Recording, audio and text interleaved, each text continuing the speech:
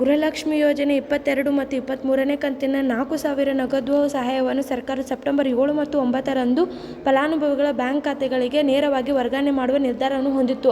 ಹಾಗೆ ಕರ್ನಾಟಕ ಸರ್ಕಾರದ ಮಹಿಳಾ ಸಬಲೀಕರಣ ಕಾರ್ಯಕ್ರಮದಲ್ಲಿ ಪ್ರಮುಖ ಸ್ಥಾನವನ್ನು ಹೊಂದಿರುವ ಗೃಹಲಕ್ಷ್ಮಿ ಯೋಜನೆಯು ಮಹಿಳೆಯರ ಆರ್ಥಿಕ ಉತ್ತೇಜಿಸುವ ಗುರಿಯೊಂದಿಗೆ ರೂಪಿಸಲಾಗಿದೆ. ಅದೇ ರೀತಿ ಈ ಯೋಜನೆಯಡಿಯಲ್ಲಿ ಅರ್ಹ ಮಹಿಳೆಯರಿಗೆ ಪ್ರತಿ ತಿಂಗಳು 2,000 ನಗದು ಸಹಾಯಧನವನ್ನು ನೇರವಾಗಿ ಅವರ ಬ್ಯಾಂಕ್ ಖಾತೆಗೆ ಅಂದರೆ ಬ್ಯಾಂಕ್ ಅಕೌಂಟ್ ವರ್ಗಾವಣೆ ಮಾಡಲಾಗುತ್ತದೆ.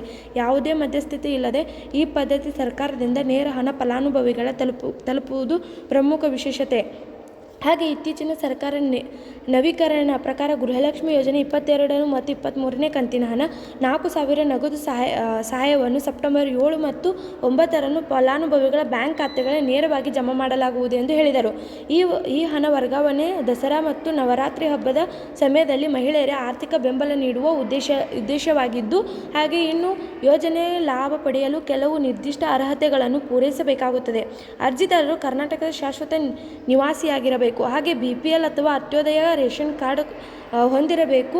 ಹಾಗೆ ಪ್ರತಿ ಕುಟುಂಬದಲ್ಲಿ ಒಬ್ಬ ಮಹಿಳೆ ಮಾತ್ರ ಗೃಹಲಕ್ಷ್ಮಿ ಯೋಜನೆ ಲಾಭ ಪಡೆದುಕೊಳ್ಳಬೇಕಾಗುತ್ತದೆ. ಹಾಗೆ ಅರ್ಜಿ ಅಗತ್ಯ ದಾಖಲೆಗಳು Aadhaar card, BPL ration card ನಕಲು ಅಂದರೆ ಬ್ಯಾಂಕ್ ಖಾತೆ ವಿವರ ಅಂದರೆ ಪಾಸ್ಬುಕ್ ಅಥವಾ ಚೆಕ್ ನಕಲು, ಹಾಗೆ ಮೊಬೈಲ್ ಸಂಖ್ಯೆ, ಈ ಎಲ್ಲ ದಾಖಲೆ ಸಂಪೂರ್ಣವಾಗಿ ಸಿದ್ಧತೆ ಪಡಿಸಿ ಅರ್ಜಿ ಸಲ್ಲಿಸಬೇಕು. ಹಾಗೆ ಈ ಯೋಜನೆಯು ರಾಜ್ಯದ ಬಡ ಮಧ್ಯಮ ವರ್ಗದ ಕುಟುಂಬಗಳ ಮಹಿಳೆಯರಿಗೆ ಆರ್ಥಿಕ ಭದ್ರತೆ ಒದಗಿಸಿ ಅವರ ಬದುಕಿನ ಗುಣಮಟ್ಟವನ್ನು ಸುಧಾರಿಸಲು ಸರ್ಕಾರ ನಿಯಂತ್ರಣ ಶ್ರಮ ಹಾಕಲಿದೆ.